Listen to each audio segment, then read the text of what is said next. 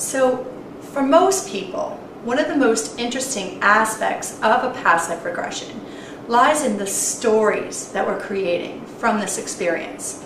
And these stories are the circumstances of our past lives, meaning what we looked like, our gender, where we lived, what we did, how we died. All of these paint a story, a picture of who we were. And I think that that's one thing that most people are curious about. They want to know who they were. And this is a really great entry point into this for people. That curiosity can be a powerful motivator to draw them into discovering more about themselves.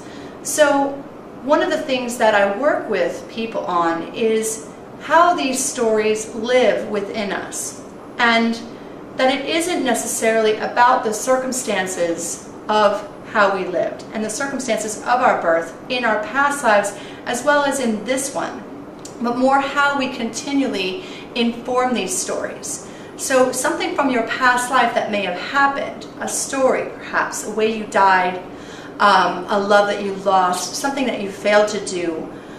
I'm most curious about how that story lives within you and how you keep recreating patterns based on that story.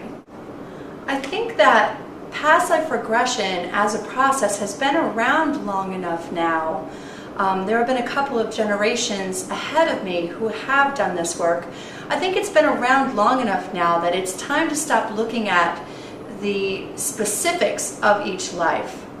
And, you know, the fact that I was a cowboy or a monk, you know, and taking that story that we paint and discovering how that story relates to our life now, because it's really the life that we're living right now and the future that we're creating that does matter the most. So rather than going through all of these stories with people, you know, this is who I was, this is what I did, I'm more curious about when they go home, how will they take that cowboy with them? What pieces of that life or that persona will they use as a tool for empowering their life, for learning from the lessons that that person learned? And what is it that they need to release from that story? What is it they need to let go? And where's the wisdom that that person gained that they can use in their life right now?